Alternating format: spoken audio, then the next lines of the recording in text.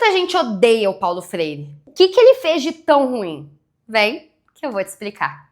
O Paulo Freire nasceu em Recife em 1921 e ele foi um educador. Basicamente, pessoal, o maior feito da vida dele foi que ele desenvolveu um método de alfabetização para adultos. Com o método Paulo Freire, em apenas 40 horas de aula, um adulto conseguia aprender a ler e escrever do zero, usando palavras que faziam parte do dia a dia, do cotidiano dele. Então, basicamente, ele criou um método para ensinar gente mais velha que não conseguiu estudar quando era jovem a ler e a escrever. Ok, mas qual que é o problema disso? Política. Porque, pessoal, durante quase toda a história do Brasil, as pessoas pobres não tinham direitos políticos, elas não podiam participar da política. O Dom Pedro I e o Dom Pedro II colocaram na Constituição do Brasil que só pessoas ricas, pessoas que tivessem uma alta renda, poderiam votar. Mas depois que o Brasil virou uma república, ficou muito feio colocar isso na Constituição. Mas os governantes não queriam que os pobres participassem da política, principalmente depois que a escravidão no Brasil acabou. Eles queriam que aqueles ex-escravos tivessem direitos políticos, que eles pudessem votar. É óbvio que não. Só que ficava feio colocar na Constituição que pobre não podia votar. Então o que eles colocaram no lugar? Que analfabeto não podia votar. Porque, gente, não existia educação pública no Brasil. Então as únicas pessoas que aprendiam a ler e a escrever eram as pessoas ricas que podiam contratar tutores e professores e ter acesso à educação. Então colocar na lei que só as pessoas alfabetizadas poderiam votar era colocar que apenas as pessoas ricas pudessem votar. E isso durou até literalmente 1988. Em menos de 40 anos que pobre pode votar no Brasil, gente. Literalmente. Então, quando o Paulo Freire criou um método de alfabetização que em apenas 40 horas uma pessoa adulta poderia aprender a ler e a escrever, isso significava que agora essa pessoa ela estava apta a fazer um título de eleitor e a participar das eleições. E o Paulo Freire, quando ele desenvolveu o seu método de alfabetização, ele foi justamente para o sertão nordestino, ele foi para o interior do Rio Grande do Norte e ele testou o seu método numa turma de pessoas que eram cortadores de cana, homens e mulheres que nunca tinham tido acesso à educação. E o método, gente, funcionava. Em 40 horas de aula, aquelas pessoas que nunca tinham entrado numa escola estavam lendo, estavam escrevendo, interpretando o texto. Só que isso assustou as autoridades, porque agora essas pessoas pobres e simples, elas podem votar. E em quem que vocês acham que essa galera ia votar, pessoal? Olha essa foto aqui, pessoal. Essa foto é da aula inaugural do professor Paulo Freire, quando ele apresentou o método dele para o governo brasileiro e provou que o método de alfabetização dele funcionava. Sabe quem que é esse homem que está atrás do Paulo Freire?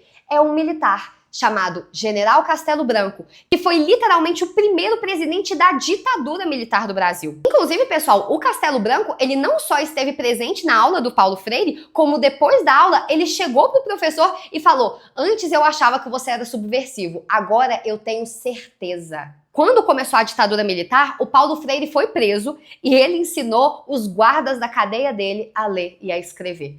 Ele acabou sendo solto e teve que fugir do Brasil pela segurança dele. E nesses anos que o Paulo Freire viveu fora do Brasil, ele viveu na Suíça, nos Estados Unidos, no Chile, na Bolívia. Ele escreveu vários livros e ajudou a reestruturar a educação do Chile. Ele é tido como um herói nesses países. A Universidade de Harvard, que é a maior universidade do mundo nos Estados Unidos, tem disciplinas que estudam o Paulo Freire. O Paulo Freire é um herói mundial, menos no Brasil. Menos no país dele. Todos esses países, os suíços estudam o método Paulo Freire. Os professores italianos têm aula de Paulo Freire. Mas no Brasil, ele foi perseguido e foi julgado como se ele fosse um grande destruidor da sociedade, literalmente porque ele ensinava gente pobre a ler e a escrever. Só que o problema era que para os pobres, saber ler e escrever era uma ferramenta de transformação, porque agora eles podem participar da política. E política traz transformação. Só que a transformação assusta quem?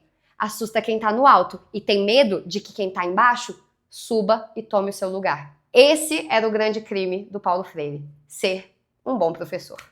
Tem menos de 30 anos que o Paulo Freire morreu e muitas histórias já foram inventadas para manchar a imagem dele. Muita gente fala que tem vários motivos para odiar o Paulo Freire, mas o único motivo que existe para odiar o Paulo Freire é esse.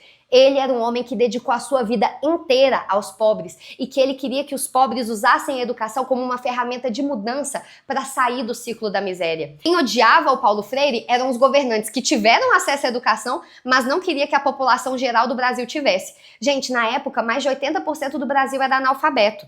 E aí, hoje em dia, essas pessoas que falam esse discurso de que o Paulo Freire era ruim, que ele queria destruir a sociedade, que ele era um comunista louco, você acha que você tá mais perto de quem? Do Castelo Branco ou da população que precisava de aula do Paulo Freire? Na verdade, pessoal, nós estamos muito mais perto de ser alunos do professor Paulo Freire do que de estar junto com essas pessoas que perseguiram ele. Nós não somos os opressores, galera, nós somos os oprimidos. Mas ele mesmo já dizia, né?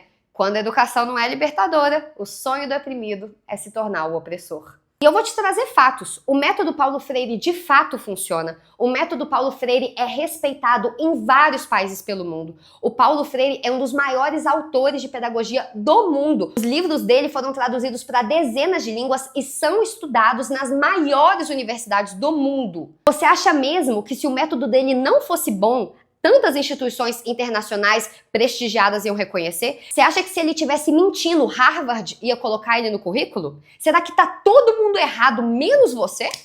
Compartilha esse vídeo e deixa sua opinião nos comentários. E agora você sabe...